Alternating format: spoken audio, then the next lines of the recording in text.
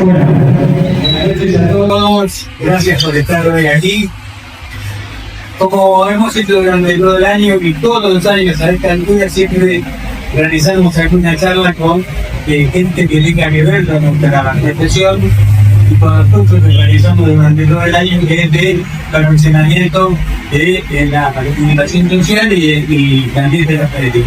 Este año venía desde el principio del año molestándolo a Fernando para ver si podemos tenerlo hoy aquí un rato para que nos cuente la experiencia de ustedes, porque durante el año y durante la charla que hacemos todos los miércoles hablamos de cómo conformar un medio, de cómo animarnos para iniciar este medio y alguna vez iniciar hasta un medio que hoy entre poder ya sido recordando en estos últimos 20 y pico de años que nos es la información de un tema crucial en la historia de la Argentina, que es justamente los juicios de lesa humanidad, cuando campana justamente referencia a un sector de la vieja causa de Campo de Mayo, donde hubo muchas desapariciones y además de ello hubo muchos juicios relacionados con esto. Yo creo que Juan Manuel, que es la PDH, como presente a Fernando, porque han trabajado juntos y han trabajado en muchas causas.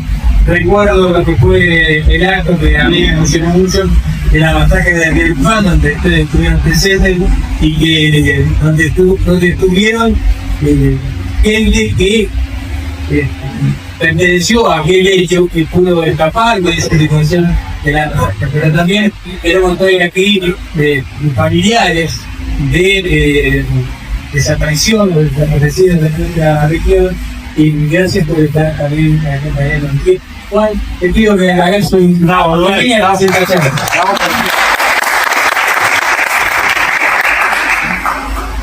Yo me hago la suya con eso. Estar parado no sería como definitivo. En principio, agradecer básicamente a todos los compañeros y compañeras en espacios presentes, porque esto es sumamente importante en cuanto a la Argentina. Como decimos en el lema, en la libertad del derecho de la palabra, nuestra idea de la libertad, que es un problema que está seriamente apropiado por parte del poder en este momento. Aprovecho para decir también a Estela y a Roberto, que les deja muchos saludos a mi mamá, que venga allá. La negra. No puede venir de Zárate, pero bueno, sí, esta es cuestión de los periodistas, que ya voy a referir un poco. Bueno, Rubén refería a la causa de Luján, por supuesto que estamos acá, el padre de Mariela y el marido de Ana. Yo no me canso de repetir la importancia que tuvo el testimonio de Hugo, que no es poca cosa, porque vos te sentás frente al monitor en tu casa, decís, bueno, ahora te vamos a mandar el mensaje a Fernando, se va a contactar el auxiliar de las cosas como bueno, es como una condición doméstica la transmisión en vivo. Pero después, cuando uno ve el video subido y la cantidad de gente que vio eso, las disputas que hubo, cómo costó esto del 2019, yo me remito a esto porque ahí fue cuando te conocimos, Fernando, alrededor de 2019-2020, la Cámara falló, casación, y luego la Cámara de San Martín estableció que 3 juicios orales se tenían que dar juntos, que eran la mega causa de Campo de Mayo, el juicio del juzgamiento de la Tablada y sus víctimas, y después a posteriori la causa de Río Luján. Entonces no tenés brazos, no sabemos cómo hacemos las cosas todavía en esto. Como en cada pueblo pasa esto, que somos pocas las personas que confluyen en estas voluntades de validar la palabra, y algo que repito de mi mamá, que siempre lo dice, digo mi mamá porque podría decir luciniense, mi vieja fue 20 años periodista en Zárate, también en Campana, pero también se ha parecido esto de la condición que Rubén, Estela y todos lo saben, Fernando por supuesto, de narrar al poder, narrar a aquel que no quiere ser montado, narrar a aquel que no quiere ser visto. Y bueno, ¿qué decir de esto? Porque yo sé que no es fácil para Rubén, menos para Hugo, menos para otros compañeros y compañeras que están acá presentes, de ser parte de los hechos que se narran, ¿no? O sea, hablar de la década del 70 no es fácil para Rubén en este sentido, porque transitó una temporalidad junto a muchas de esas personas que no están, No quiero hablar del nombre de Hugo también, porque si tuviera Gabriel y Juan también sé que sería algo no fácil. Y somos bastante respetuosos de esta emocionalidad. Termino. Los juicios de lesa humanidad tienen esta situación dialéctica que no es nada fácil, que está atravesado lo personal y familiar y lo público. Son delitos de acción pública, porque son delitos que ofenden a la sociedad y el Estado, y a la vez hay situaciones de la intimidad que trastocan a nuestras familias y a nuestras comunidades, que es sumamente difícil de atravesar. La política por momentos lo ha entendido y por momentos sigue sin entenderlo. El desafío de eso son los juicios, porque vos, bueno, no sos ni diputado, ni senador, ni no sos intendente por ahora. Tenés una cooperativa que se llama La Retaguardia. En nuestros lugares, por supuesto, no dan rating, no dan sueldo, no dan votos, pero sin embargo se cuenta con el apoyo de muchísima gente, sin la cual esto no sería posible. No hubiera sido posible la sentencia sobre el comisario Samuel Demante si no fuera por la gente que declaró que lo vio acá en la comisaría. Estoy manchando una máquina de escribir con los dedos con polvo de sangre. No hubiera sido posible esto. Distinto hubiera sido la pericia de la masacre de Luján si solo hubiéramos tenido el cuerpo médico forense, pero tuvimos el equipo de antropología forense que planteó otra hipótesis, que 3 balazos en los metatarsos son cuando alguien se está rindiendo, ¿no? Más balazos en las zonas vitales, en los pectorales, en los cráneos. Es decir, ¿qué clase de muerte en un enfrentamiento puede ser eso? Bueno, entonces, esto estuvo en la pedagogía de la ciencia social, la pedagogía de los compañeros en el plano de la comunicación hacia el pueblo, que no es cualquier cosa, y el acto de sistematizar esa palabra para cambiar la narrativa del poder y arrancar esos cuerpos del olvido de esos lugares donde nosotros fuimos, porque uno dice ¿cuánto costó a la sociedad de Campana sacar del olvido a los 5 mártires peronistas del río Luján?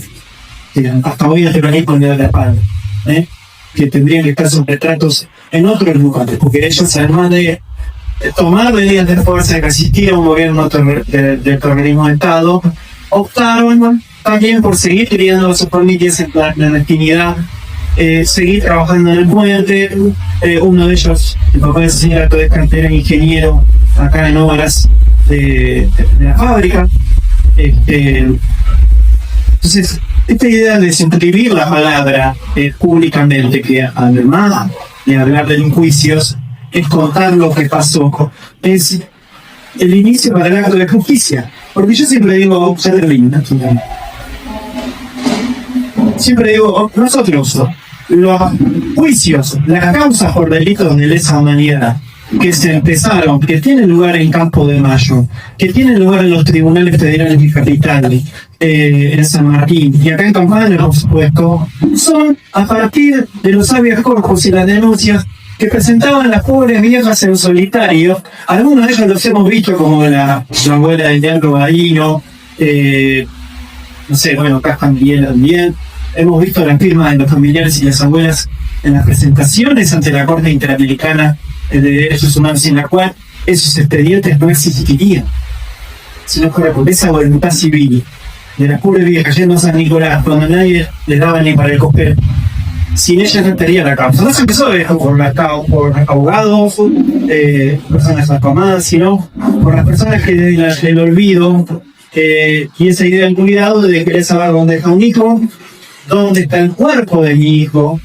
Quiero que enterrar a mi hijo dignamente. Ese acto social y humano que buscó en ese momento y le disputó a la dictadura componer ese vínculo que nos caracteriza como seres humanos. Es decir, bueno, ¿dónde está mi familia? Bueno, por esa idea nosotros tenemos el uso de la palabra y la disputa de la palabra. Esto la FDH tiene claro. Si nunca hubiera presentado la habeas corpus del doctor Alfredo Brago, hubiera sido continuado siendo torturado por este comisario Checolás en los centros clandestinos y la mazmorra de La Plata hasta morir, como pasó con muchas víctimas. Entonces, este es el papel que ejercen los organismos, incluso hasta el día de hoy, en la disputa, en esta situación ante el poder. Pero siempre empiezan por la palabra. porque no es un acto a nivel técnico, jurídico, es un acto de uso de la palabra, de decir, esto está sucediendo. ¿Cuánta gente iba al Conueno, que era atendida por el coronel Muñoz, por el coronel Márquez, y que era recibida, que iban madres, abuelas, familia, y eso tenía que ser contado en los diarios de la capital? Eso es lo que nos impone, darle poder a esa situación, a ese relato que hoy tiene vigencia, es el que incluso no solamente resuelve la casa de lesa humanidad, sino que fija un precedente de magnitud para lo que está pasando ahora, para ser denunciado ante la violencia parapolicial, el accionar del Estado, el accionar de las empresas y sectores que creen que la sociedad es nada, es un conjunto de individuos, ¿no? Bueno, nada más, perdón, me sobreentendí, pero me parece que todo, gracias.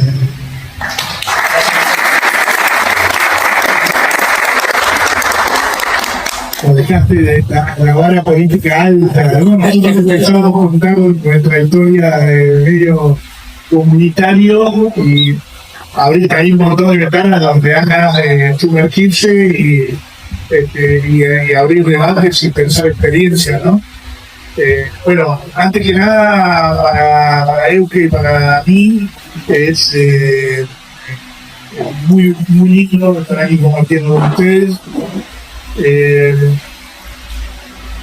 A veces nos cuesta explicar lo que nos pasa a nosotros por lugares que no conocemos, pero cuyas historias sí conocemos a través de los relatos que vemos en los juicios, ¿no? Y uno puede pensar cómo se puede tener cariño por una ciudad a la que nunca fuiste, y bueno, eso, a través de las historias, ¿no? A través de las historias que nos han contado a mí, por lo menos que yo haya sido dos personas que dieron testimonio y que entre las cosas que contaron el entramado tanto desaparecedor como el entramado de resistencia y solidaridad, ¿no? Y el que en ese encariñarse con las historias no se encariña con los lugares. Así que es para nosotros muy bonito estar aquí en Campana. Gracias a los compañeros y las compañeras de la Asociación de Trabajadores de Prensa de aquí de Campana y a la gente del instituto, por supuesto. Muy bonita la escuela, el edificio que alberga estas tres escuelas. Bueno, nos suelen preguntar qué es la retaguardia y nosotros arrancamos muy de cero para contar en general, si lo podemos contar juntos, porque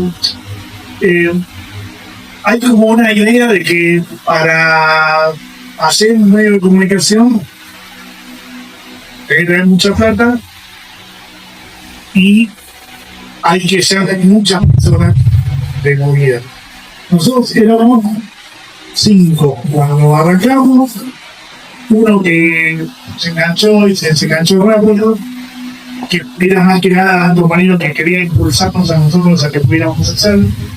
Y la idea de hacer la retaguardia, que nació como un programa de radio de 1 hora por semana, en una radio donde alquilábamos el espacio, en una M donde alquilábamos el espacio, de con 6.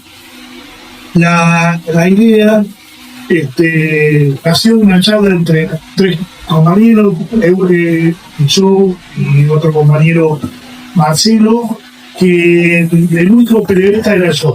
Esa era en aquel momento que se vino de la gráfica, digo que en aquel momento porque ahora a varias cosas más chicos la tecnología social, pero en ese momento era diseñador de la gráfica, Marcelo, que era docente, y yo, que era periodista. Y no fui yo el de la idea, pero surgió de gente que no hacía comunicación. Nosotros nos habíamos conocido en el espacio de militancia. Estoy hablando eso fue en el 2003, nosotros nos habíamos conocido en el 2001 en la calle. Habíamos compartido un espacio, una experiencia militante partidaria. En nuestro caso fue la única y que duró bastante poco en la autodeterminación y libertad, partido que había creado Luis Zamora, que en aquel momento tenía un discurso muy para las asambleas, a las fábricas recuperadas. Nosotros veíamos que eso seguía sucediendo, que en algún momento los medios de comunicación tradicionales habían contado esas experiencias de asambleas y de fábricas operadas por sus trabajadores, pero que pasado el tiempo ya se habían vuelto muy peligrosas, entonces no había más registro en los medios de comunicación tradicionales de eso que nosotros vivíamos en la calle como que éramos parte. Eso iba a decir, por ahí una diferencia es que lo contábamos como desde adentro, ¿no? Porque éramos parte de ese movimiento y lo contábamos desde adentro como tantos otros medios de comunicación de los que siempre decimos que la Retaguardia es parte del gran movimiento de medios comunitarios y alternativos del país, ¿no? Y la verdad que somos un montón. Y con esta característica, ¿no? También que siempre contamos las historias de militancia y las historias de lucha siendo parte de esas historias, ¿no? Bueno, y arrancamos con ese programa de radio, alquilamos el espacio y arrancamos en un horario en el que todavía ese programa de radio sigue saliendo los miércoles hoy yo gané para venir acá al discutimos mucho de radio hacerlo, porque en ese momento pensamos, por ejemplo, barajamos la posibilidad de hacerlo en el abrigo. Es como la radio comunitaria de Buenos Aires, la más importante, la más histórica, digamos, y decimos que no queríamos hablar a la gente de abrigo, que yo estaba convencida de alguna cosa, que teníamos ganas de hablarle a quien escuchaba fútbol o un programa de otra cosa. Y así nos metimos en una radio, en una M, que antes de nosotros había un programa de fútbol y después de nosotros otro programa de fútbol. Sí, estábamos rodeados por programa de fútbol. Hicimos ese programa de radio en esa M unos cuantos años. En el camino empezamos, yo le decía que ella era diseñadora gráfica y desconfiaba un poco del formato de la radio, le decía, nosotros hablamos, terminan los programas y las palabras a las 22 se diluyeron en el aire, yo las quiero ver escritas. Entonces empezamos primero con un blog, después con una página, primero con un blog que después terminó convirtiéndose en nuestro portal que hoy es retaguardia.com.ar. Y bueno, siempre transitando en la agenda, incorporando las cuestiones de derechos humanos. En aquel momento no cubrían juicio, no había juicio. Estamos hablando de 2003, 2004, incluso 2005. Había escraches porque todavía no habían comenzado los juicios. Acompañábamos un escrache, participábamos de la mesa de escrache que armaba hijos en los barrios. Que por si alguno no supiera, fue tan robado, tan demonizado los temas del escrache. Por la duda, quiero notar que los scratches eran recorridas por los barrios que se organizaban en los momentos en que los genocidas no solo estaban libres, sino que ni siquiera había una perspectiva posible de que hubiera un juicio en algún momento. Entonces, se organizaba el barrio, iban los hijos cuando detectaban una dirección de una casa de un pedocida y empezaban a generar reuniones que no eran públicas, eran reuniones con organizaciones del barrio, como para enterarnos, che, ustedes saben que acá viene total. Yo me acuerdo, por ejemplo, una que cubrimos que era un cura que estaba dando misa en una iglesia de la Paternal y que había participado del genocidio, el cura Benavinca. Y entonces, bueno, era formar la mesa del escrache para organizar el escrache. ¿Qué era el escrache? Era una recorrida, una caminata por el barrio con megáfonos alertando vecinos, vecinas a 300 metros de su casa vive un asesino contando lo que había hecho ese asesino. Y repartiendo volantes con la cara del genocida y la dirección Chipasa, ¿no? Para que la gente sepa dónde vivía, porque si no hay justicia, hay escrache en el sitio. Y la cartelería con interacciones artísticas. Bueno, hoy hablar de escraches sería ser que uno va, no sé, a tomar una tendencia, ¿no? Bueno, eso nunca pasó. Bueno, entonces, nada, nosotros empezamos a vincularnos con la causa de derechos humanos, primero desde ahí, desde la comunidad. Hasta que en algún momento empezó a pasar que, bueno, que cayeron las leyes en 2004 y en 2006 comenzaron los juicios. Y así empezamos a ir en los juicios, a ir y a tratar de contar. No era mucho lo que podíamos contar porque había muchos juicios y nosotros laburábamos de otra cosa, no vivíamos de ese programa de radio de una hora. Así que en los momentos en los que no laburábamos, digamos, como nuestra parte de ser parte del espacio militante, lo que hacíamos era ir a los juicios y poder darnos y después poder contar. Transmitíamos los veredictos por radio. Transmitíamos los veredictos por radio y a veces porque ni siquiera se podía pensar mucho en cómo comunicar los juicios, ¿no? Era la época en la que a veces ni siquiera dejaban entrar a los fotógrafos para sacar fotos de lo que hacías, o a los que hijos, por ejemplo, a una gran movida con estudiantes de arte para que fueran a dibujar al juicio, ¿no? Y se llenó de experiencias de dibujantes, de aquello que no se podía ver, ¿no? Y si vamos más atrás en el tiempo, nos vamos al juicio de la Junta del año 85, que tampoco se pudo ver. Ahora se está viendo porque se registró en aquel momento, la Cámara Federal lo registró, pero quienes son de la época lo deben recordar. Solo se podía pasar un minuto en los medios de comunicación, un minuto y sin audio. Es decir, no se podía hablar porque el sobreviviente estaba en la pantalla y no se podía escuchar lo que decía.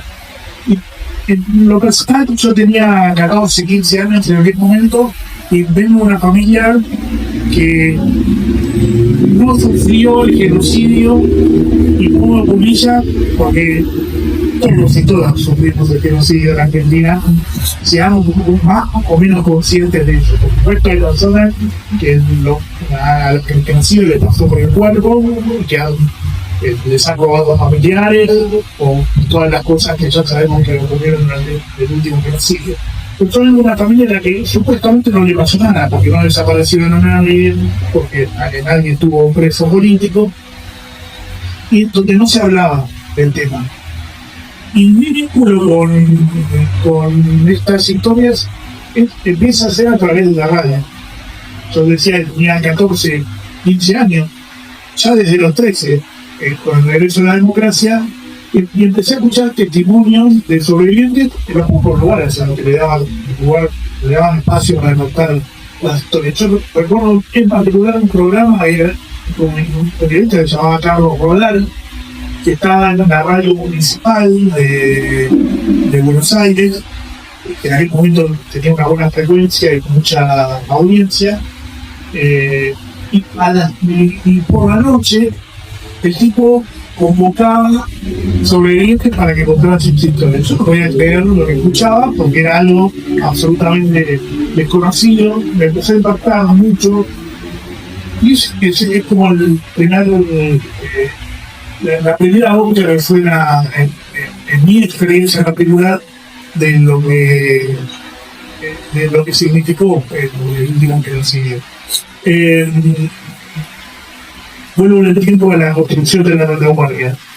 Cuando empezamos a seguir juicios, aparece una situación de un pibe que recién lo llamábamos con la compañía que nos entrevistaba, que es el caso de Luciano Arruga.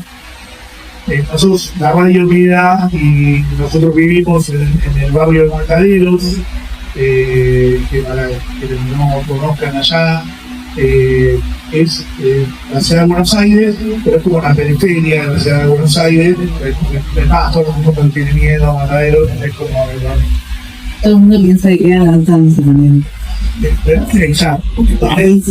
Claro, Algo dice la matanza. que además una cosa efectiva te lo dice, no, pero claro, Mataderos no es la ciudad de Buenos Aires, un lugar donde ocurrieron hechos históricos como la toma de frigorífico, entre otras cosas, y nosotros empezamos a cubrir una historia que tenía que ver con un pibe que en 2009, un pibe de un barrio que desapareció una noche. Y cuando su familia empieza a contar la historia, nosotros nos comenzamos a acercar, ellos nos dudaban, señalaron la policía, en la provincia de Buenos Aires, y profundizando la historia, encontramos la historia del pibe que cartoneaba, y que la policía lo había apretado, se lo había llevado preso un par de veces, y lo había apretado y le había propuesto a ellos con zona liberada, con armas, y Luciano les dijo que no. Bueno, lo terminaron desapareciendo, y a partir de contar esa historia, en algún momento se pudo llegar a un juicio, no por su desaparición, nunca se juzgó todavía su desaparición, sino por las torturas, una de sus detenciones. Y en ese juicio hicimos un registro escrito, hicimos un diario de juicio, digamos, que fue una experiencia que se había utilizado en el juicio de la Junta, pero en papel, formato papel. Acá ya estábamos en 2015, entonces ya no había mucho lugar para el papel, y hicimos un diario de juicio digital, es decir, fuimos a todas las audiencias y las cronicamos. Y hay algo de lo que sucede en los juicios. Yo estoy muy cuidadoso con esto porque no quiero que suene mal en términos de que sea más importante la formalidad de lo que pasa en el juicio, ¿no? Pero hay algo de la teatralidad, de la escena del juicio, que ustedes no tuvieron como tuvieron en la virtualidad, ¿no? Pero estoy hablando del momento de la esencialidad. Lo mismo que nos engancha cuando ponemos un juicio y vemos una serie de un juicio y nos quedamos viendo. Hay algo de esa teatralidad, de uno que acusa, de otro que defiende, además sumado a las historias que se cuentan en estos juicios, es atrapante, ¿no? Hay como un lugar en el que esa escena, incluso dolorosa y angustiante, te atrapa, ¿no? Porque vos querés saber más, ¿sabes? Alguien te cuenta que secuestraron a su padre o a su madre, entonces porque era laburante de la empresa o que quería organizar a los trabajadores de una empresa, como pasó aquí en el juicio, en el último tramo de Campo de Mayo, en otros jurídicos, y vos querés seguir sabiendo de otros pedazos de esa historia de construcción sindical o de intento de construcción sindical y de la negociación y de por qué el objetivo era ese. Y en el recorrido de estos juicios estuvimos haciendo, como les decía antes, lo que podíamos. En un momento llegó la pandemia y nosotros veníamos haciendo el juicio, habíamos hecho el juicio por la represión a los compañeros y compañeras que intentaron tomar el proyecto de la tablada, que en esa represión hubo 4 desaparecidos. Nosotros habíamos cubierto ese juicio, también en formato de diario de juicio, y unos meses después, en abril de 2019, en el mismo tribunal de San Martín, empieza el juicio por la represión a la contraofensiva de Pontonedo. Y los compañeros de guardia del grupo querellante nos piden lo mismo que nos habían pedido los familiares del grupo de tablada, que era si podíamos nosotros hacer una cobertura especial. No fueron temas que nosotros dijimos vamos a hacer esto, si tienen el tema que nosotros veníamos cubriendo, es importante siempre para nosotros contar que estas 2 iniciativas puntuales que marcaron la trayectoria de la memoria surgieron de los familiares. Fueron los familiares que nos convocaron y nos dijeron: queremos que la retaguardia, siempre que hubiera el tema de la tablada, por ejemplo, haga una cobertura especial. Y después nosotros empezamos a armar un grupo que a veces es con otros medios también, y elegimos cuál es la mejor manera de cubrir, que en ese caso exploramos la del diario del juicio.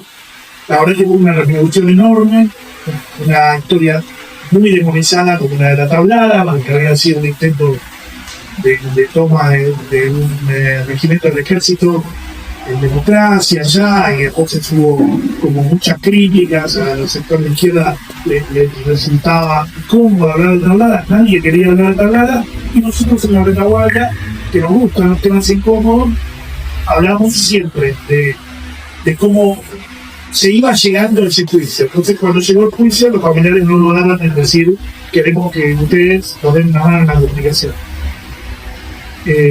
Ese juicio terminó resultando no solo con condena para el único diputado, que hoy es el genocida vivo, que tiene más condenas a perpetua, porque también había toda la dictadura, que el ex general de Pellada, que tiene 7 perpetuos, está en su casa, por supuesto, pero tiene 7 perpetuos, y inmediatamente después viene lo de contraofensiva. Y en el medio de contraofensiva viene la pandemia. Se frena todo, se suspende también la justicia. Marzo había sido el tema del cierre preventivo, ¿no? Y en junio la justicia empieza a reabrir de manera virtual. Y hoy la virtualidad a todos nos parece natural, estamos todos familiarizados con el cosito rojo que hay en local. Son todos profesores de Zoom para alguien que siempre no entiende todavía cómo utilizar ese recurso. Y el tribunal dice, bueno, vamos a reiniciar el juicio, lo vamos a reiniciar de manera virtual. Y a Fernando Tevele se le ocurre la brillante idea de mandar una nota al tribunal pidiendo permiso para transmitir. Cosa que era un delirio, porque nosotros sabíamos transmitir, no sé, a veces íbamos a movidas en la plaza y hacíamos transmisiones, o no sé, alguien nos invitaba a determinado lugar que había una movida. La radio sabía. Claro. Hacíamos radio, claro, pero era algo diferente, digo, claramente no era transmitir un juicio por televisión, cosa que no sabíamos hacer. Y era más radio. Pero el tipo se mandó, dijo, bueno, la verdad que esperamos que nos digan que no. La verdad que siempre pensamos que nos iban a sacar partiendo porque era como un pedido bastante jugado. Nos dijeron que sí.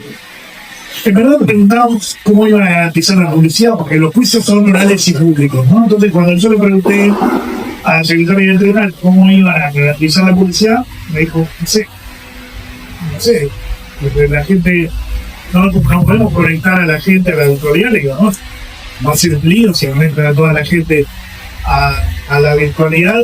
Bueno, nosotros, esto que contaba el nosotros le podemos garantizar la publicidad y lo transmitimos. Y la verdad es que pensamos que nos iban a decir que no, porque ya durante el juicio, en algún momento, como los jueces ya nos conocían, y alguna vez incluso nos habían hecho notar que nos seguían. Nosotros en el diario del juicio, de la tablada, no nos habían dejado sacar fotos, entonces replicamos aquella experiencia de llevar un compañero de Yucatán, y en 2 audiencias después, el presidente del tribunal me llama, me acerco y me dice, decirle a tu compañero que está dibujando que si no mejora el trazo no va a poder entrar más.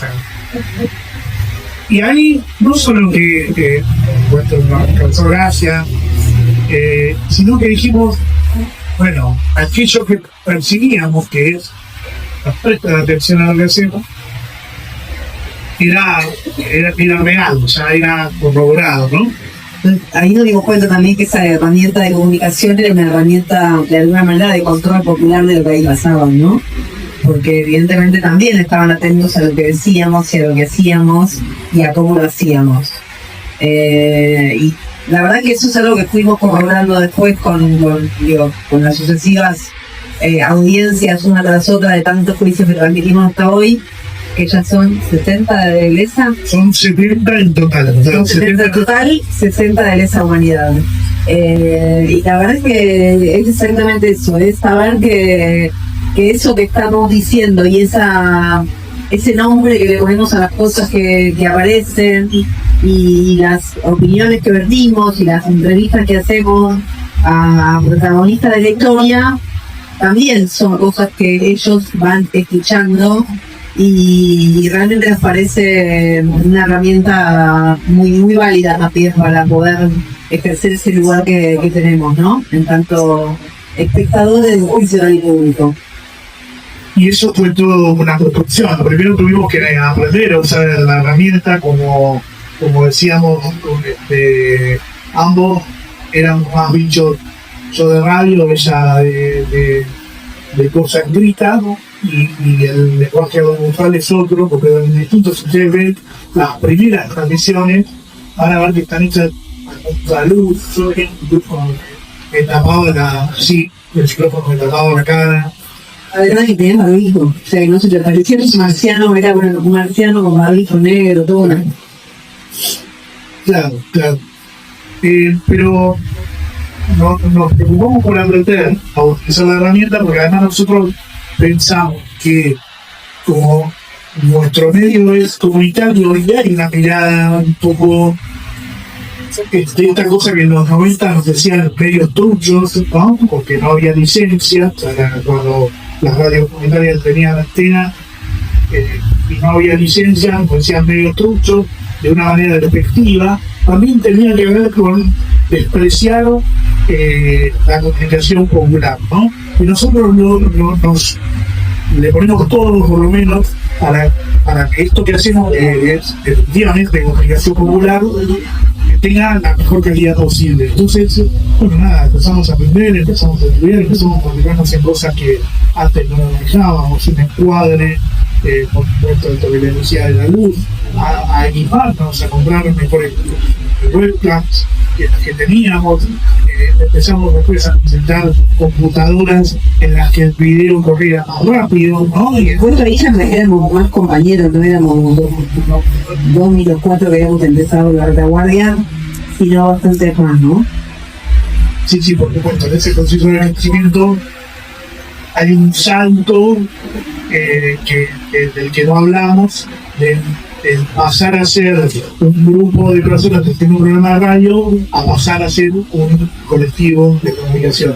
Ese salto lo voy a resumir, pero se terminó dando con que a la radio en la que estábamos le metieron la antena con una disputa por dejarlo ahí, y nos quedamos sin radio.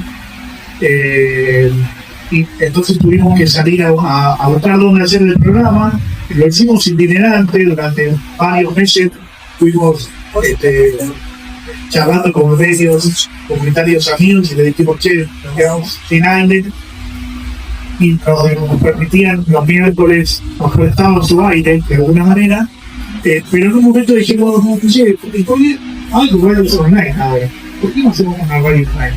Y hacemos el programa en una radio online. Y empezamos a hacerlo, porque además también nos pasaba que la hora de radio nos quedaba chica. Y además empezó a pasar que en este momento acompañamos mucho las luchas contra la minería, y entonces empezó a pasar que había como situaciones como muy complejas con los compañeros y compañeras que sostenían esas luchas, y por ejemplo tuvimos varias madrugadas de sostener el aire toda la noche por cosas que estaban sucediendo en el territorio bastante lejanos, y que tenían poco aire, y entonces nos empezamos a dar cuenta de que teníamos una dinámica en la casa que era la de sacar la consola, ponerla arriba de la mesa del comedor, armar los micrófonos, transmitir, y después al día siguiente guardar la consola, guardar los micrófonos, guardarse que en un momento todo es armado, desarmado, lo dejamos armado definitivamente en la biblioteca. Y un día dijimos, ¿y por qué si tenemos armado de la biblioteca no vamos con un mini estudio de radio? Y así nació con la radio, con más compañeros y compañeras que empezaron a hacer sus producciones en la retaguardia, ¿no? Y ahí nos convertimos en un colectivo de comunicación. Exacto. Y incluso empezamos a hacer nosotros otras cosas, entre ellas ahí nació, estamos hablando del año 2010, y ahí nació el programa del juicio, que todavía sale al aire, y los jueves solamente, que se llama Real y Público, que durante muchos años hicimos con la compañía de Víctor Bastarra, sobreviviente de la ESMA, aquel que sacó las fotos de los genocidas, y que se convirtió en prueba maravillosa para los juicios. ¿Estamos?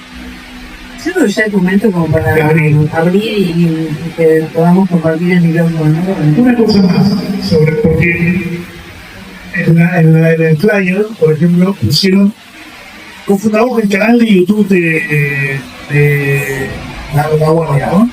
Y ahí nosotros decíamos, todo este recorrido pasa a ser el medio de comunicación, lo que ustedes que están del otro lado ven ustedes ese medio de comunicación.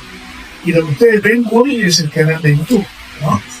Entonces, nosotros más allá de que le agreguemos esa historia de que la radio sigue funcionando y que tenemos 20 programas al aire todos los días y que somos 35 compañeras que sostenemos esa radio, y que seguimos teniendo el portal de noticias y que tenemos las redes sociales, y para muchos de ustedes la Altahuela es un canal de YouTube. Somos eso, ¿no? Somos lo que la gente tomó de nuestra herramienta comunicacional, y además somos un medio que va mutando de forma, también no solo con la tecnología, sino con la posibilidad de ir encontrando cómo nos podemos comunicar mejor y con más gente, porque el objetivo sigue siendo aquel de el comienzo, que es no hablarle solo a la gente que ya está convencida, sino poder acercar estas historias a mucha otra gente. Nuestro canal de YouTube va a terminar el año seguramente llegando a 1 millón de visualizaciones. 1 millón de visualizaciones. Para juicio que antes veían 20 personas por audiencia. Nosotros íbamos a las audiencias, éramos 20, cuando éramos 50 festejábamos. Y sin embargo, nos encontrábamos con chao. Calidad enormemente a los nos encontramos porque éramos 20, 30, 50 en una celebración, 1 millón de visualizaciones para un canal de YouTube medio comunitario que transmite juicios fundamentalmente por crímenes de lesa humanidad. Bueno, esa parte de la batalla cultural que hay que dar, que decía Desde Mataderos. Juan Manuel, desde Mataderos. Del mundo. Desde Mataderos. No quiero hablemos y charlamos, Yo me gustaría preguntarles algo. Es raro.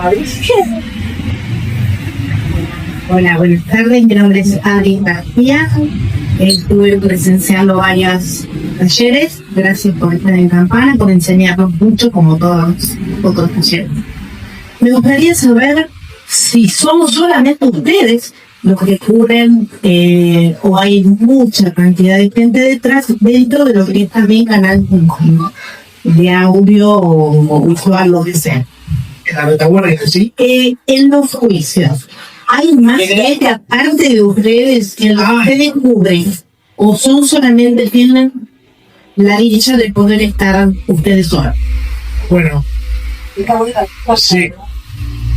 Está buena la pregunta porque me da pie a decir algo que hasta ahora no habíamos dicho, que creo que lo deslizaste en un momento, que es que muchos de los juicios los transmitimos junto con otros canales que son del territorio, con otros medios comunitarios que son del territorio. Por ejemplo, los juicios de La Plata los hacemos con Pulso Noticia, que es un canal de La Plata. Después ahí, entonces, el juicio de Tucumán, que lo hacemos con un medio de Tucumán, pero está bueno. También, además de que siempre nos gustó y venimos dentro del cambiamiento de los medios comunitarios, como les decíamos, también está bueno que quien pueda estar ahí en el territorio pueda también tener su mirada y su vínculo, porque de última siempre en sí, ¿no? Vinculándonos con las personas, como vamos diciendo la tarea. Así que además de nosotros, por supuesto, la Reguardia hay mucho más gente, pero después también todo se hace en articulación con otros medios comunitarios. Que podíamos mandarlo. Sí, y una cosa más, en los juicios de acá, ese rol no lo cumplió, ese rol de la territorialidad, que para nosotros no es poca cosa, porque nosotros sabemos que los juicios tienen mucho denominador común. Si vos vas a un juicio referido a historias de Campana y referido a historias de Tucumán, te vas a encontrar algunas cosas, muchas cosas en común, pero también te vas a encontrar algunas diferencias y algunas particularidades del territorio. Si nosotros nos queremos meter en esas historias para contarlas con responsabilidad, tenemos que conocer ese territorio y no lo conocemos. Entonces, no queremos aparecer como la prensa de Buenos Aires que descubrió que se puede intervenir los juicios y ponernos ahí en un lugar ahí, pero no hacer un buen trabajo de aquí, el rol no lo cumplió, el rol de dar credibilidad y de contarnos lo que estaba pasando y lo que había pasado. No nos lo dio un medio de comunicación, nos lo dio mucho Juan Manuel y la gente de la PDH, y eso para nosotros fue fundamental para entender las historias. Bueno, a veces son personas, a veces son colectivos, o organismos de derechos humanos, o familiares, y a veces son medios de investigación. Por nuestra Munzo, nombrarte la nota de Tucumán, algunos de Buenos Aires, los hacemos con otros medios de Buenos Aires, el Radio Presente, o el juicio por el atentado en la Argentina lo hicimos con las chicas de Feminacía, que son medios feministas, y así vamos como intentando elaborar en conjunto. Parte de nuestra tarea no es solo transmitir, sino difundir. Y el difundir muchas veces para nosotros y nosotras significa motivar a los colegas, los medios tradicionales, a que metan una noticia. No sé, yo hoy estuve charlando con una compañera, una colega del perfil, que me llamó a partir de que yo conozco a un editor de perfil, que me pidió el otro día un teléfono, no me acuerdo quién, le dije, che, hace mucho que no salió una nota de prensa. ¿Por qué no hacen algo? Y a los 2 días me estaba hablando una compañera para decir, bueno, nosotros asumimos esa tarea también, que no es muy normal en los medios de comunicación, porque hay mucha competencia, entonces lo que vos haces la tuya y no pensar por más. Pero como nosotros pensamos en las causas antes que nosotros, pensamos que lo mejor que le puede pasar en una causa es la difusión. Entonces, hacemos esto de tratar de charlar con colegas, y nuestra tarea ha generado que algunos medios que habían abandonado a hablar de los juicios vuelvan a hablar de los juicios. Página 11 es uno de ellos. Página 11 había dejado de hablar de los juicios, sobre todo porque la compañera que se encargaba de eso era la delegada, la empezaron a marginar, y a partir de nuestra aparición y de que para mucha gente pasáramos a ser,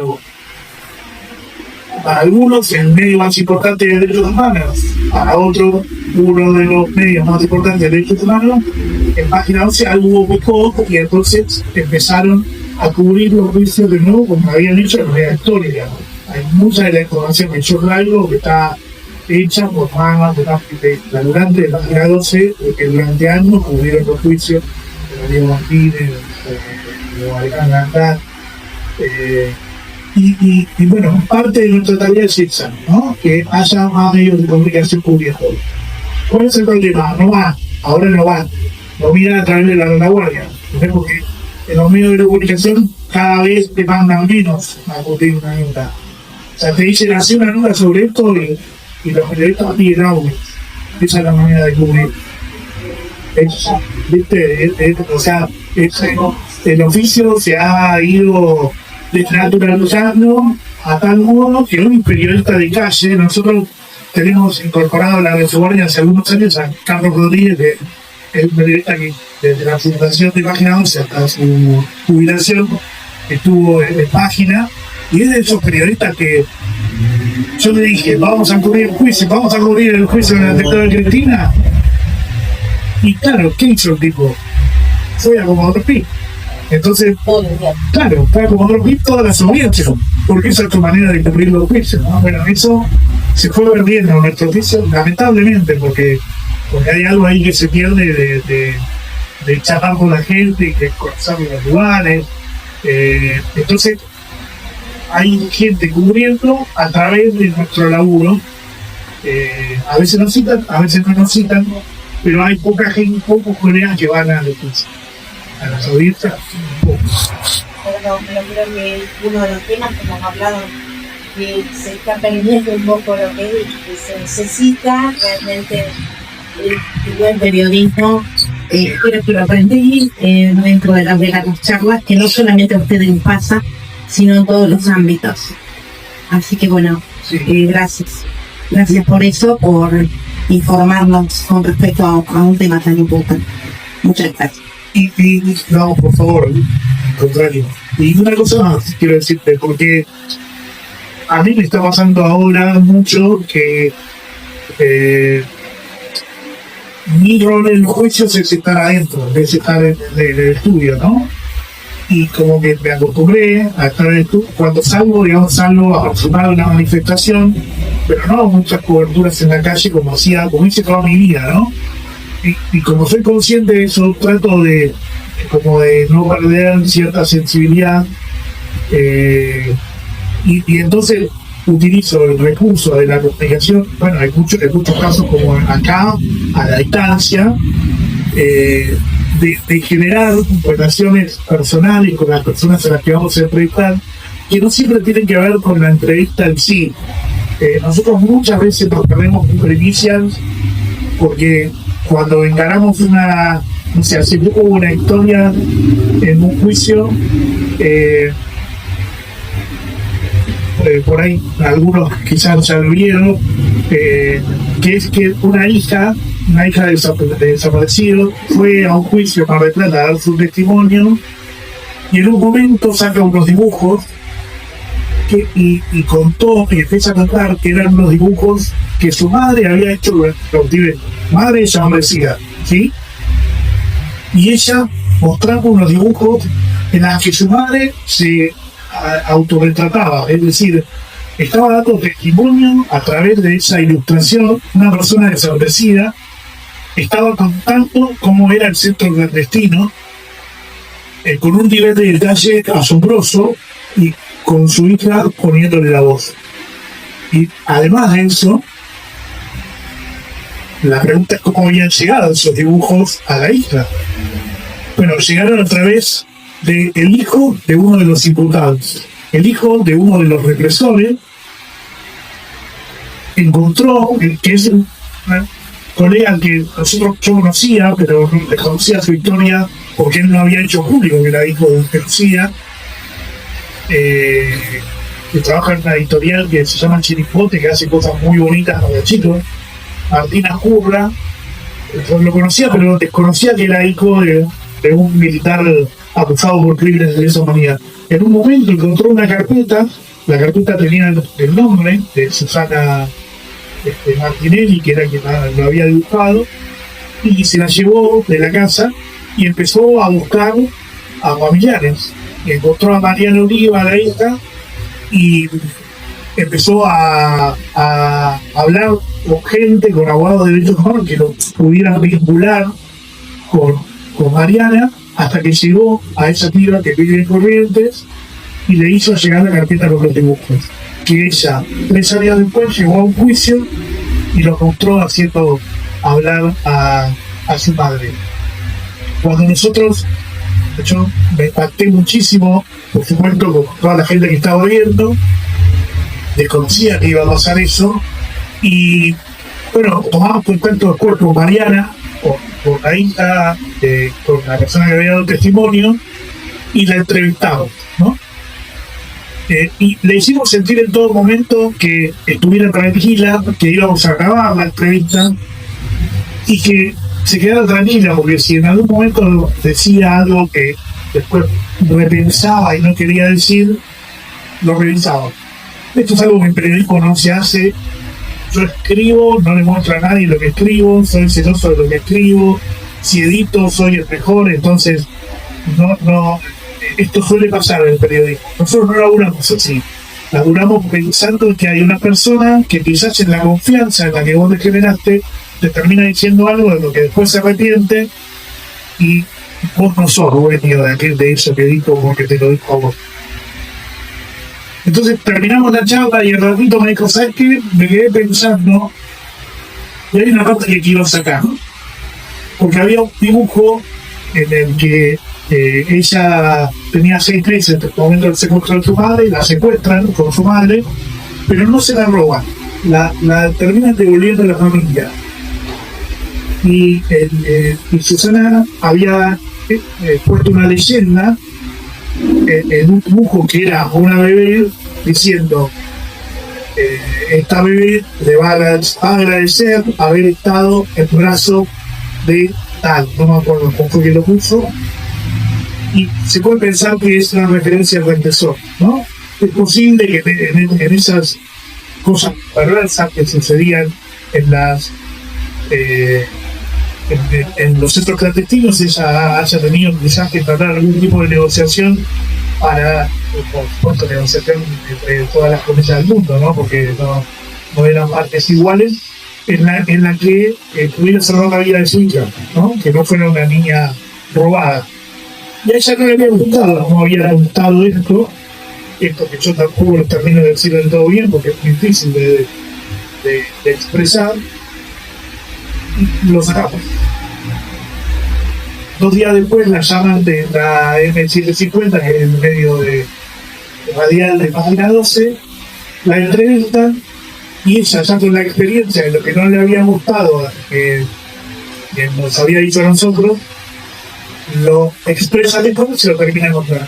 Y después me escribe con mucha culpa y me dice, se lo terminé contando a otro periodista, le siento mano, porque yo le dije, no te preocupes, si hacemos otra entrevista y me lo contás. Claro, no hay problema. Yo más allá de que obviamente soy periodista y me hubiera gustado no tener que sacarlo. De todas maneras, todo el mundo sabe que esa historia la contó la retaguardia. Es decir, tenemos que aprender cuando hacemos periodismo a hacer. El periodismo es una invitación a ser pesquino todo el tiempo, ¿no? Porque aparece mucho lelo y es la cosa de no, lo tengo que sacar yo. Y hay cosas más importantes que tengo que sacar yo. Sobre todo cuando contamos ciertas historias. Ya cuando hablamos de chisme, no. Pero cuando contamos estas historias, para nosotros sigue siendo más importante lo que le pasa a la persona que lo está contando y lo que le va a pasar a la persona que está recibiendo esa. Sí, pensaba, porque lo más importante finalmente es cómo se cuenta la historia, ¿no? Y eso es algo que aprendimos de los sobrevivientes, que aprendimos de los familiares, que aprendimos de las madres, que aprendimos de los organismos y que seguiremos aprendiendo, ¿no? Y es lo único que importa.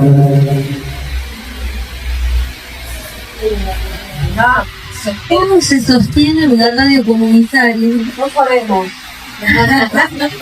¿Y cómo es que fueron creciendo? Comenzaron siendo, ustedes dijeron, ¿no? Siendo muy poquitos. Hay algo que me gustó mucho de Ángel, que llegaste, te sentaste acá y dijiste, estamos los necesarios, ¿no? Es así. Es claro, y que realmente quiere interesarse, quiere saber, la invitación está, y estar muy atentos y tener un nivel de calidad de oyentes no se tiene siempre, ¿no? Así que nosotros como asociación nos sentimos muy identificados por ustedes, porque venimos también a mover el avispero en el sentido que nos gustan los desafíos, respetamos, queremos trabajar con las noticias, estamos buscados para que se informen mejor la comunidad, para que aquel periodista amateur no desinforme, porque eso no está muy de moda, desinformemos y no importa, ¿no?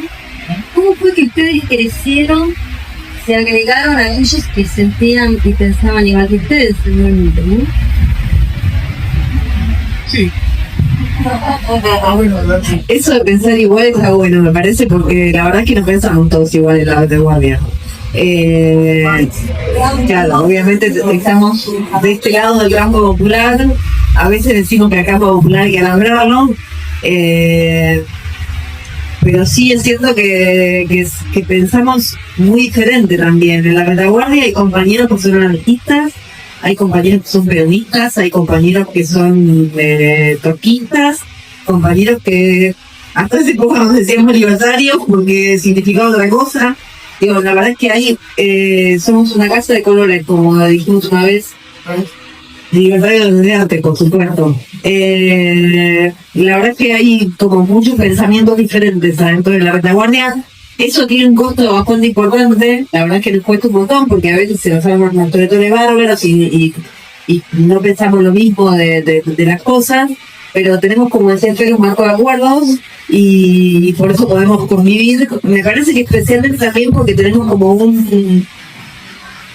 un grano bastante amoroso entre todos y todas, y nos portamos como si fuéramos,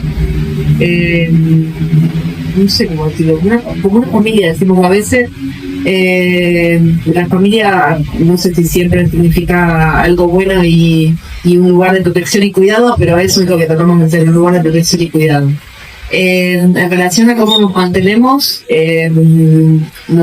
por supuesto con aportes de un montón de personas que nos escuchan y nos miran en muchos lugares y que se suscriben a la retaguardia, que tenemos como una especie de comunidad y cada quien en su aporte mensual con lo que puede. Por supuesto conseguimos también descuentos, entradas de teatro, cosas que de alguna manera devuelven algo de tanto cariño que nos da en este momento también que cuesta tanto como abordar a una experiencia como esta. Y después, paradójicamente, también nos sostiene bastante fuertemente un registro de medios vecinales que tiene la Ciudad de Buenos Aires, que es una herramienta que se consiguió con lucha en el año 2003, y que han intentado, bueno, algunas veces voltear, pero que seguimos sosteniéndonos. Es un registro de programas de radio, de páginas web, de canales. Es una ley, fundamentalmente, eso lo más importante decir, es una ley que se sancionó en la legislatura. ¿Se acuerdan que en la legislatura porteña, después de la destitución de Ibarra, incluso antes de la destitución de Ibarra en el 2001, hubo como, bueno, Zamora había sacado el 14%, metió como 10 legisladores, había una legislatura muy atomizada, muy dividida, muy fraccionada. Y en esa disgregación política partidaria, los medios barriales de la ciudad, en papel, que eran muchos en aquel momento, consiguieron sacar una ley para acceder a la pauta publicitaria. Esa ley es ejemplar, nosotros la militamos, porque es ideal, ha trascendido gobierno, a eso nos gobierna el PRO, o ahora casi que la Libertad Avanza, desde hace, ya ni nos acordamos cuántos años hace que gobierna el PRO desde Macri en adelante, 2006 creo que fue la primera elección que ganaron, y sin embargo nosotros seguimos accediendo a esa pauta, nadie nos cuestiona los contenidos y fundamentalmente no nos tenemos que sentar a negociar con ningún jetón de ningún partido. Que sí fue lo que nos pasó cuando quisimos acceder a la pauta nacional. Tenías que sentarte a negociar desde redes de comunicación, nosotros integramos algunas redes de comunicación, tenían que sentarse a negociar para ver cuándo se entraban y este mes se planteé, y entonces terminaba siendo un reparto discrecional. Esto es la situación ideal de cómo debe repartirse la pauta publicitaria, que es: hay una ley, hay requisitos, si tu medio busca los requisitos entra, si no se queda afuera. No importa si sos peronista, si sos radical, si sos de Máster, si sos de Milei.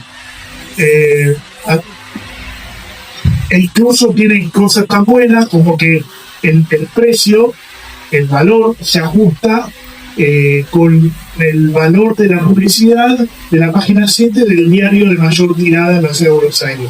Entonces, cuando Clarín, que es el diario de mayor tirada, aumenta su página 7, nos aumenta automáticamente a nosotros lo que recibimos. Nosotros tenemos, bueno, aquel programa de radio del 2003, por ejemplo, o horario público, el programa de la radio de los juicios, los dos están dentro del registro de medios, y lo que tenemos organizado es como la radio es una radio que se sostiene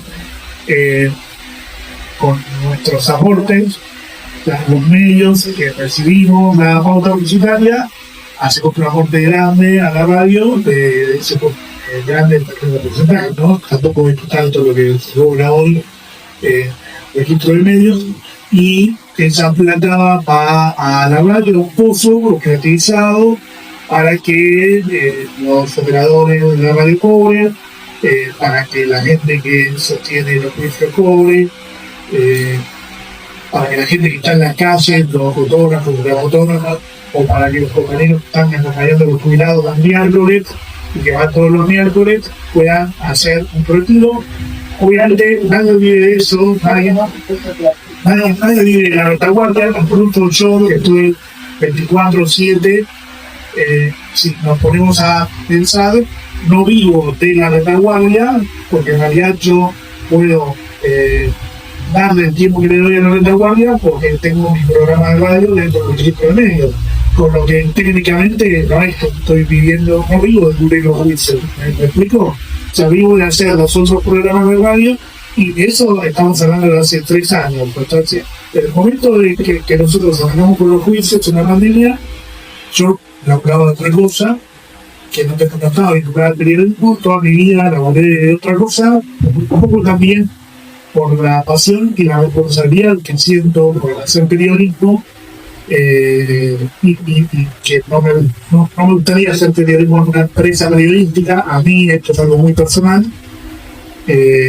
Por lo tanto, durante buena parte de mi vida tuve que vivir de otro laburo. No me morí, la gente, los periodistas tenemos un problema en general. Acá voy a decir tienen, porque yo no lo tuve, que es que en general dicen, no, yo lo único que sé hacer es periodismo. Entonces van a las empresas y hacen, no lo que quieren, hacen lo que quieren los patrones, ¿no?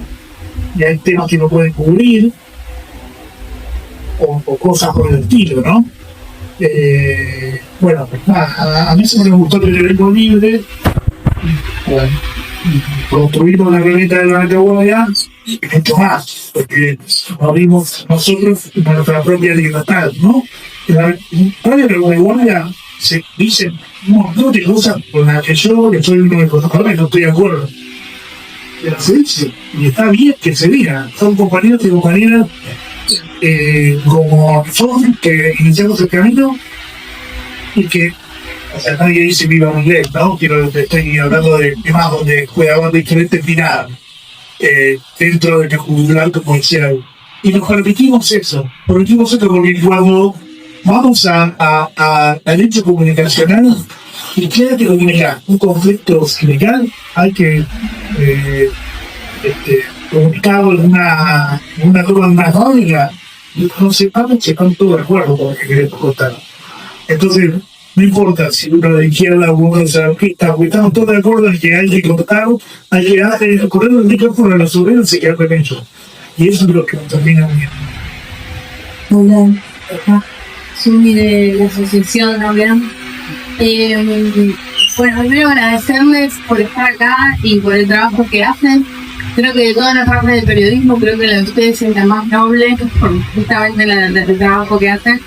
Quería preguntarles, más allá de la pasión que hablaba de que tenemos por el periodismo, ¿qué les deja a usted como persona cubrir este tipo de casos, ¿no?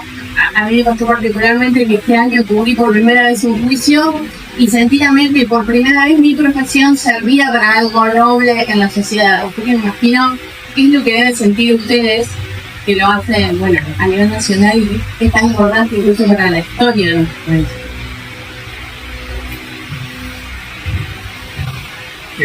Bueno, empecemos nosotros porque es una pregunta muy personal, me parece, y bueno, supongo que sí.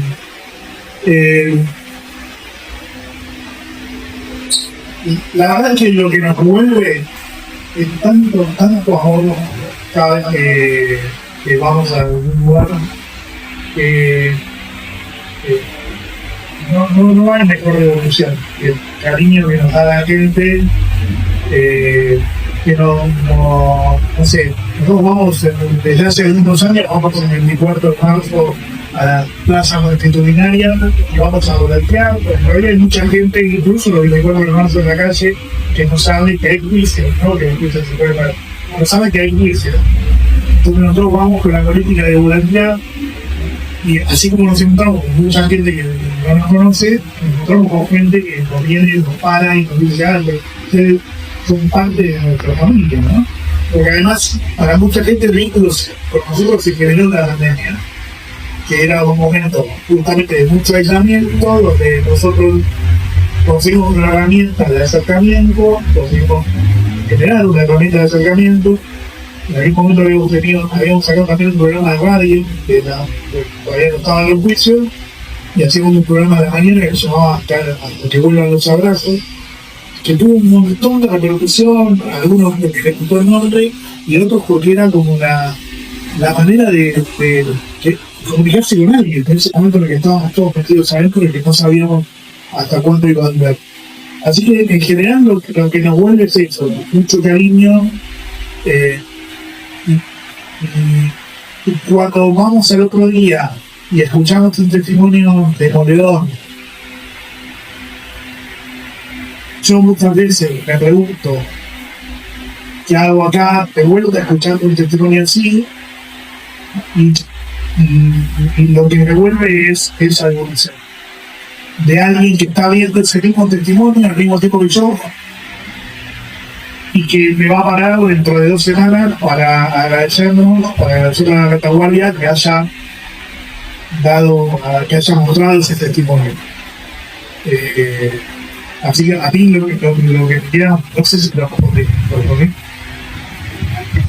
Yo quiero leer algo porque yo estoy muchísimo menos tiempo que estar en los juicios, y también algo que fue pasando con eso de cubrir los juicios es que muchos de los compañeros y compañeras que estaban tomando otros roles en la retaguardia pasaron a cubrir juicios porque no alcanzan las manos, porque somos poquitos para tantos juicios. Hay algunos días que tenemos 3, 4 juicios seguidos o paralelos, y una cosa que también, además de sentir ese agradecimiento y ese reconocimiento, es un agotamiento muy importante. Yo a veces me doy cuenta, porque yo trabajo otra cosa la mayoría del tiempo, soy psicóloga, soy docente, y muchas veces sé que está dando tiempo por día adelante de la pantalla haciendo eso, viene y me doy cuenta que necesita como contarme algo que pasó, y viene y me dice, escúchame lo que pasó recién, y me trae y se va, ¿no? Como la necesidad como de dejar eso en algún lado,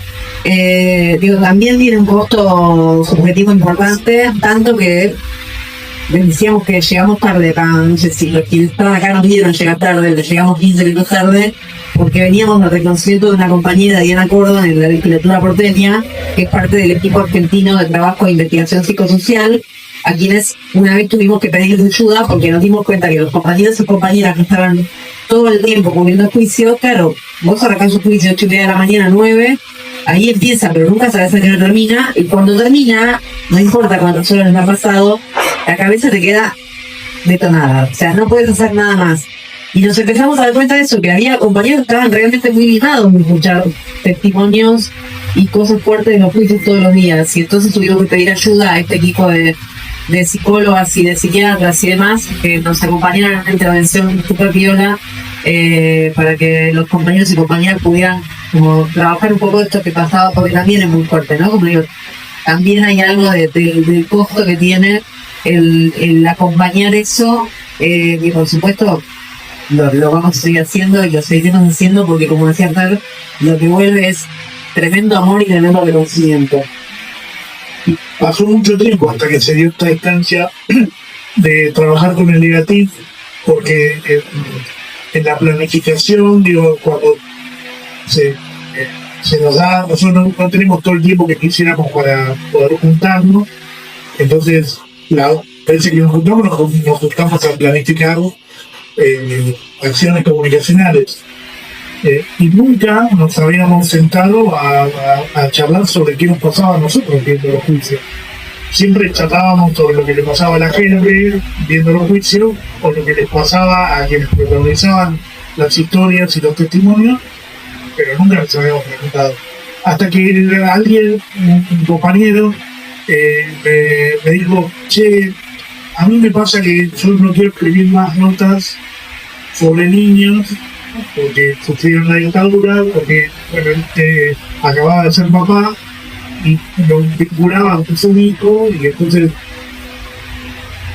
casi al mismo tiempo casi al mismo tiempo, una compañera me plantea como otra cosa, que había empezado a tener pesadillas, una compañera, empecé a tener pesadillas después de la cobertura de los juicios,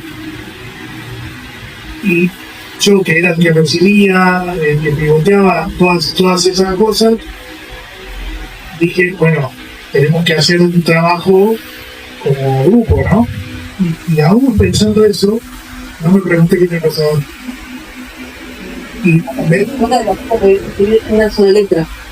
hasta el momento de la primera reunión con las compañeras de Negativ, donde yo dije, bueno, le pedimos que hacer una intervención justamente porque una compañera tal cosa, un compañero que tal cosa, y Diana me preguntó, ¿y a vos qué le pasó?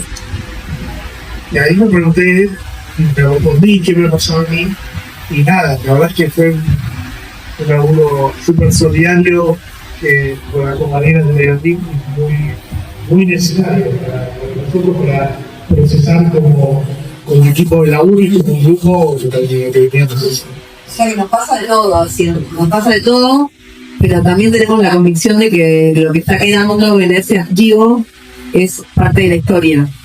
Está quedando un archivo histórico ahí en ese canal de YouTube, porque eran varios, ahora lo estamos comprando uno solo.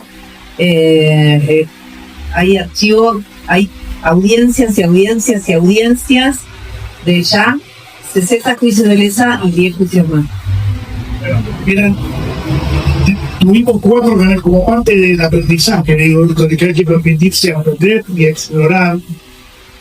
Nosotros abrimos 4 canales de YouTube. ¿Por qué? Porque hubo un día, que después fueron varios días, en los que teníamos que hacer 4 juicios a la vez. ¿Alguien sabe cómo hacer 4 transmisiones de YouTube a la vez? Hasta que sabéis hacer una, ¿no? Pero nosotros pensamos que no se podía. Y empezamos a buscar tutoriales. Yo decía, se tiene que poder. Si amalgama de la justicia transmite más de uno al mismo tiempo, tiene poder. Pero buscábamos tutoriales y no había, porque ¿quién va a tener interés en hacer más de una transmisión? ¿Dónde vamos a hacer 4? Había tutoriales para hacer una transmisión, no para hacer 4. Hasta que finalmente descubrimos que no podés hacer una. YouTube genera diferentes claves, si vos querés, entonces podés configurar todas las veces que quieras, y nosotros empezamos ahí a criticar en el canal de la Retaguardia, y bueno, hay días que hicimos 5 juicios, 4 juicios al mismo tiempo. Hay juicios enteros transmitidos en el canal 2 o en el canal 3. Bueno, ahora te voy a pasar todo el canal. Siento esa tarea de migración. Una última pregunta, Javier. Entonces, la última te la hago yo. ¿Alguna vez algún tribunal decidió con el peso de genocida o de que se jurara que no se transmitiera o que no le permitieran ingresar a algún juicio oral? ¿Cuánto tiempo nos queda? ¿Qué tiempo que ustedes dispongan para volver a Matadero? No estoy escuchando. No, porque es interesante y nadie de nosotros no lo contamos, que digamos, el final de la historia sería hoy estamos transmitiendo todos los juicios por crímenes de derecha humanidad que hay en Argentina, y algunos que no son de esa. Decidimos hace algunas semanas empezar a transmitir el juicio de los cuadernos, porque lo que vimos es que el Poker preguntaba si los otros medios van a los juicios. No van nunca, pero ese juicio lo tienen en la portada, ¿no? Entonces Clarín a la Nación. ¿Cómo? Porque lo tomaron de ustedes. No, en ese caso lo toman del canal de la justicia. Nosotros había empezado el juicio, lo habíamos evaluado, pero nunca lo dejamos pasar. Es incómodo, ¿no? También un juicio, abordar un juicio con un caso de corrupción. Por lo tanto, fue incómodo. Lo dejamos pasar, pero cuando vimos la cobertura del primer día, dijimos, sí, este juicio es interesante, ¿por qué no hacen? Algunos, yo dije eso, un par de compañeros dijeron, no nos vamos a meter a hacer juicio de corrupción, nos vamos a sentir obligados a hacer todos los juicios de corrupción que haya, que seguramente van a ser muchos, porque para nosotros es el modo de persecución política, haya sucedido la corrupción o no, se están utilizando hoy como herramientas de persecución política. Y entonces terminamos diciendo, bueno, consultemos a algunos compañeros o compañeras que sabemos que respetan nuestro laburo y que nosotros nos respetamos a eso. Consultamos a Juan Mayor, a Claudia Cesarón y a dos compañeros que transitan los juicios. ¿Qué les parece? ¿Respetamos los juicios de los cuadernos? No, que no. Sí, hay 60 empresarios sentados en el banquillo y los medios hablan cerca de Cristina. Y ahí hay 60 empresarios acusados de pagar coima para hacer obras públicas, ¿no? La pregunta es si alguna vez nos podemos mentir. Muchas veces nos podemos mentir. Por eso yo quería contar el final de la historia, que es que hoy transmitimos todos los juicios de esa y más. Pero eso no fue siempre así. Y nosotros empezamos con el juicio de contra-ofensiva, pero después cuando empezamos a pedir los permisos para otro juicio, se estaba desarrollando el de Campo de Mayo, por ejemplo, en aquel momento, el grande de Campo de Mayo, y cuando lo pedimos permiso nos dijeron que no primero. Tuvieron que pasar varios jueces para, no me acuerdo por qué insistimos, y en esa insistencia nos dijeron que sí, y ahí empezamos a generar mucho más que la mitad del juicio ya había pasado el Campo de Mayo. Y en muchos casos nos dijeron que no. Primero dependía mucho de los tribunales. Hasta que un juez, en una visita ocular, me dijo, che, no le van a poder decir nada más que no, porque el Código Penal, el Código Procesal Penal nuevo, que está entrando en vigencia, el artículo, que es el 287, que habla sobre lo que está haciendo.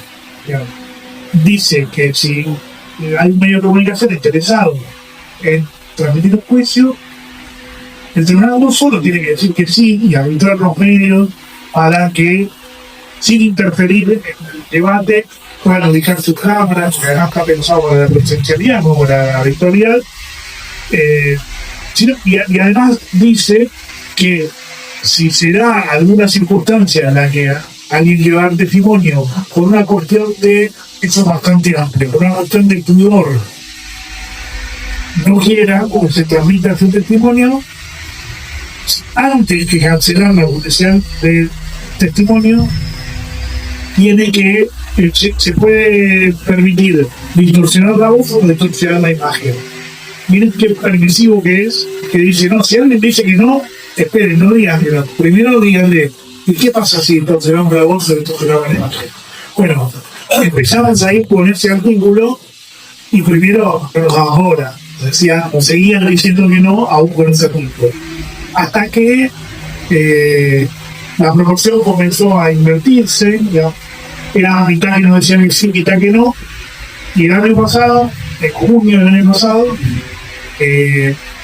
la Fiscalía de un juicio de Rosario nos habían dicho que no al juicio del Villazo, y en paralelo empezó un juicio de Lesa, otro juicio de Lesa más chiquito que se llama Saint Román 4, y también nos habían dicho que no. Y la Fiscalía nos dijo, nosotros vamos a ir al Tribunal de Casación, que es el más alto. Nosotros les dijimos, si nos preguntan a nosotros si podemos opinar, no vayamos a la Casación, porque si Casación nos dice que no, nos saca de la mitad de los juicios de los que estamos. Y así por lo menos tenemos la mitad de los juicios. O sea, fuimos como muy cautos, ¿no? Muy conservadores enseguida. El fiscal estuvo muy bien. Me dijo, yo tengo que ir porque es mi obligación. Bueno, a las 2 semanas me manda el mensaje con la resolución de casación que decía que tiene que haber razones de seguridad muy fuertes para que el juicio no se pueda realizar. E inmediatamente nos abrieron la puerta de ese juicio y, por ejemplo, de Cristina, del atentado, nos habían dicho que no, justo sale este fallo y a la semana siguiente nos habilitaron. Y a partir de ahí nos dice que sí, en todos los casos. El único caso que nos sorprendió últimamente es un caso como Rodolfo Rivadavia. A veces, las distancias a veces hace que los poderes todavía se aprovechen de que, así como en alguna época los diarios llegaban más tarde, que algunas cosas lleguen más tarde en algunas poblaciones, y nos dijeron que no porque teníamos que comer una ridiculez total. Ese único juicio era todo. Yo me acordaba, perdón, por qué era el retraso del tramo del Campo de Mayo, porque esto es importante decirlo. Que se daba porque teníamos a Gabezotti como fiscalía de Mercedes. Cuando fue el primer juicio del Campo de Mayo, entre los 8 imputados que se acoplaron con los 16 que había de la zona 4, creo que ya había fallecido el gordo 1. Bueno, entonces había un imputado que lo reconocieron 2 compañeras, 2 hijas de Zárate, lo reconocieron que era él. Entonces Gaby hace un pedido en el expediente, porque se podía hacer según la ley el planteo en el expediente de instrucción a medida que el juicio tenía lugar. Entonces había un conjunto de represores que habían actuado con el gordo 1 y su patota en la localidad de Zárate y Lima en allanamientos, y no podía lo ver.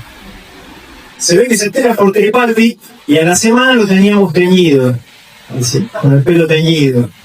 O sea, después supimos que Tripaldi hace los planteos para decir que es una falta de intimidad de imputado, y bueno, y quedó ahí. Después a mí, después de esa peronata, a nosotros, a Pablo y a otros más, nos clavaron un planteo por parte del tribunal. Pero bueno, anécdota. Posteriormente a eso, hay una situación similar que se da sobre Alfredo Caralera, imputado en la Marina, que participó en secuestro de Javier Rampada, está condenado por desapariciones forzadas, porque estaba en la unidad de la Marina de 400, y hay una compañera que lo reconoció. De los 8 imputados en 400, él era el más joven, es ese que aparece en la foto del Infoju cuando se enoja. Porque se enoja porque lo fotografían, no quiere que lo fotografíen cuando lo están llevando detenido. Trabaja en una empresa de seguridad en Mar del Plata. Nosotros avisamos de esto a PDH, mi hijo y mi abuela con Mar del Plata, y si él también el scratch en su barrio, entonces bueno, se acuerda de nosotros en Tecnicólogo.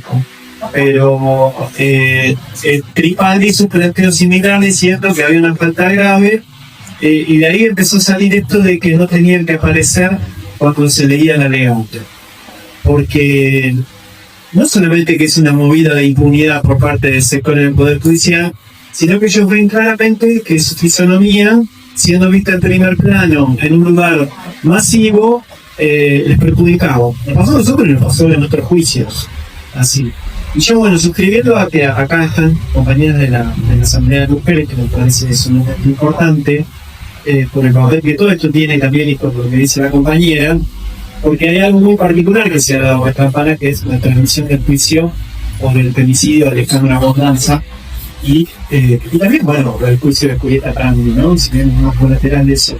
Pero la repercusión de la magnitud que lo que ha tenido el caso de Alejandra Bondanza en nuestra región, y el seguimiento de ese juicio, como bien han dicho todas las compañeras acá, es un precedente importante que yo no sé si la retaguardia ha transmitido casos de femicidio. Es una pregunta que me quedó ahí. Mira, empezamos cuando, digamos, ya se hizo frecuente de transmitir los juicios de la Alexa, dijimos, che, no queremos transmitir solo esto. Y entonces pensamos naturalmente en juicios que tuvieran que ver con nuestros otros temas de agenda. Género es uno de los temas centrales de nuestra agenda. Y, por ejemplo, justo fue el momento del juicio de contra I. ¿Se acuerdan de una chica a la que acusaban de un intento de homicidio, y que en realidad se había detenido un intento adulto, pero la habían metido presa? Hubo juicio que el mismo militó mucho allí para liberarla, y bueno, y ahí nos pasó que no nos dejaron, digamos. O sea, lo que creo que va a pasar, y sí transmitimos algunos casos de gatillo fácil, depende mucho de los lugares, porque cuando las causas ya no son federales, y se rigen por el código de la provincia de Buenos Aires, por ejemplo, en general nos dicen que no, porque en algunos casos hay juicio por jurado, y entonces nos dicen no, los jurados no se van a mostrar por una cuestión de seguridad, eso lo resolvés poniendo la gama detrás de los jurados, pero porque nos cuesta más cuando el código, cuando no son causas penales, no son causas provinciales, todavía nos está costando mucho. De hecho, nos dijeron que no en un juicio que empieza mañana, en una causa de gatillo fácil en Mar del Plata, porque es el código provincial. Nos está pasando mucho eso, pero si fuéramos nosotros, sí tendríamos causa de femicidio, por supuesto, y tendríamos causa de gatillo fácil, eso como mínimo, digamos. Después, bueno, sí,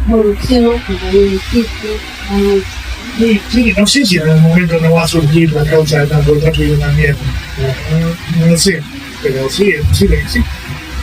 Hoy solo, antes juicios complejos eran los juicios de lesa y ahora técnicamente se les llama juicios complejos a la causa. Bueno, también nos reíamos con Vicky y Elizabeth cuando se presentó acá, siempre cuenta Elizabeth, Alcota, con historia. La asistencia de Ford salió en el Time, en el Buenos Aires Herald, después el Diario de Londres, y no salió en Clarín, no salió en La Nación, y tampoco salió en el País. Sí, los 3-4 diarios más importantes del país, la primera sentencia de capacidad empresaria no es narrada por medios nacionales, sino por medios más importantes del mundo. Una cosa antes de cerrar. Como vos decías, hablaste de un reconocimiento. Lo mismo pasó con la presentación judicial contra la empresa acá, que no salió en página 12. Claro, aparecen esas contradicciones. Nosotros tratamos de superar esas contradicciones. Primero me lo acabo. Claro. Bueno, nada, a nosotros igual nos pasa que nos parece que hay algo que no terminamos de hacer bien si solo sale la guardia. Por esto que decía que nuestro objetivo no es que salga solo en la retaguardia, sino que salga en la retaguardia y impulse, obligue a otros medios. A veces pasa, a veces no pasa. Pero te decía que antes de terminar voy a pasar un audio de lo que pasó. Hoy a la mañana estaban transmitiendo juicios. Yo justo había tenido un día de mucho, no tuve la cobertura porque tenía trámites personales para hacer, y nos escribe una compañera del organismo de derechos humanos de Tucumán, de antes, diciendo no. Hoy es la audiencia preliminar, que la audiencia preliminar es algo que se hace antes del juicio, donde las partes teóricamente se ponen de acuerdo en cómo va a ser el juicio, y se le pone fecha. Para un juicio muy, muy importante, que es el juicio de la fronterita, es un juicio por crímenes de lesa humanidad contra una empresa, un ingenio, de Tucumán, en el que adentro de la fábrica hubo un centro magnético directamente. Esos juicios siempre se ponen, si todos se demoran 40, van a ser 50. Bueno, se hacía la audiencia preliminar. Hicieron durante la audiencia preliminar el pedido para que nosotros transmitieran. Nosotros no estábamos enterados de que hoy era la audiencia, pero ellos hicieron el pedido. Y la jueza dijo que sí. Un defensor dijo que no, y la jueza volvió a decir que sí. Entonces ahí nos dijeron, che, porque son humanos, estamos en la audiencia preliminar y los autorizaron a repetir. Yo estaba en la calle pagando multas de mi auto encima, que no entró auto, las multas son mías. Y dijimos, bueno, ¿cómo hacemos? Bueno, lo resolvieron brillantemente. Los compañeros que estaban laburando, Pedro, Carina, que estaba laburando en la cobertura, estaban transmitiendo un juicio de pasar del Pabellón Séptimo, y en otra computadora echaron a andar esta audiencia. Durante la audiencia, un defensor quiso volver a decir que él estaba en contra de que nosotros estuviéramos ahí. Yo no quiero pasar porque me parece que da cuenta de esto de y salgamos hablando de por qué no quieren que lo vean, ¿no? Existe la posibilidad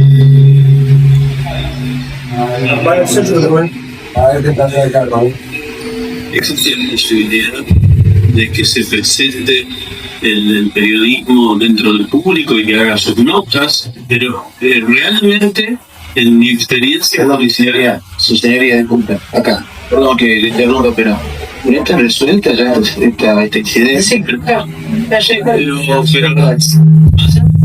resuelto. Estoy señalando que me llama la atención está incorporado en Zoom. O sea, una cosa es que se publica. Pero tiene planteo jurídico para realizar al respecto de la revocatoria y han sido resueltos. Exacto, pero no puedo comprender que puede estar conectado al Zoom oficial del tribunal. Esto me resulta inaudito y quiero dejar señalado esto ya que se está grabando, porque jamás me pasa, he participado en cientos de juicios y jamás hemos tenido del periodismo con la clave de su propuesta, con la posibilidad de estar grabando en forma directa la audiencia de esta forma, diría. Bueno, a él le molestaba que estuviéramos dentro del Zoom y nosotros queremos estar dentro del Zoom cuando la justicia pide una señal de la que tramite y en algún juicio que nos ha pasado, sino que en algún juicio nos han dicho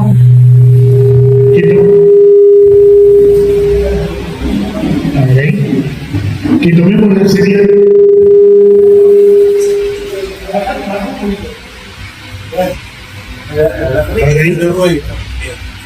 Ahí está. Bueno, y nos matan a tomar del YouTube y nosotros ahí no podemos elegir qué queremos mostrar y nosotros queremos elegir qué queremos mostrar. Entonces, si el juicio es virtual, si el juicio fuera acá presencial, estaríamos con una cámara acá. El juicio virtual queremos que nos dejen estar a la sala, porque nosotros queremos elegir lo que mostramos. Y así, eligiendo lo que mostramos, ha sucedido por lo menos 2 veces ya que sobrevivientes han reconocido a los secuestradores porque a tipos que antes en la presencialidad venían de espaldas, porque estaban entre el público y lo tenían al tipo de espaldas, ahora lo ven de frente porque nosotros lo ponemos en primer plano, ¿no? Nada, le molestan, le siguen molestando. Y él decía que nunca había visto eso, pero entonces ya nosotros vimos 70 juicios en lo que fue, en lo que pasó, lo que no.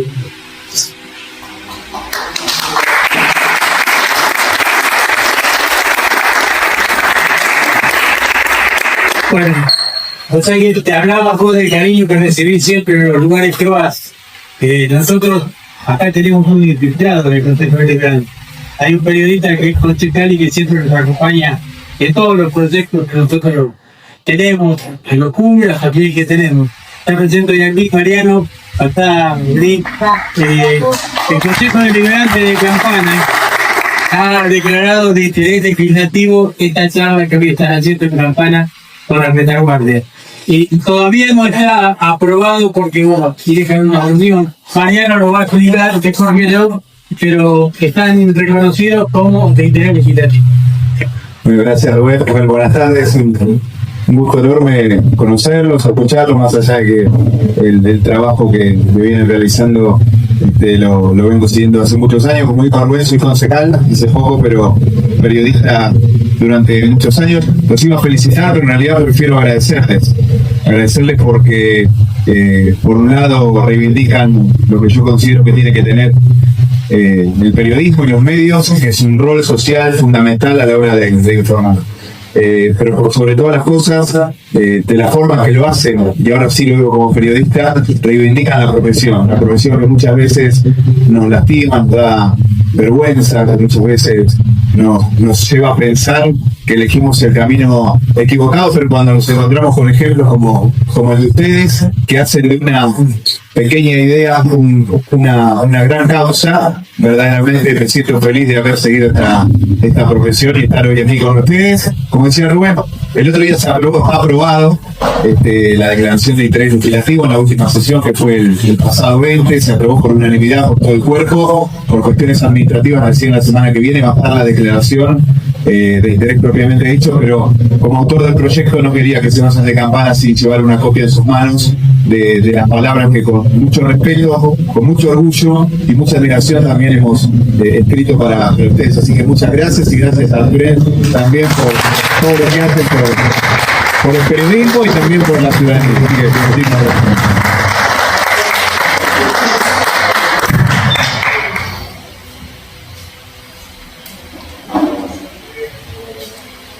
No lo pueden leer tranquilo. A ver,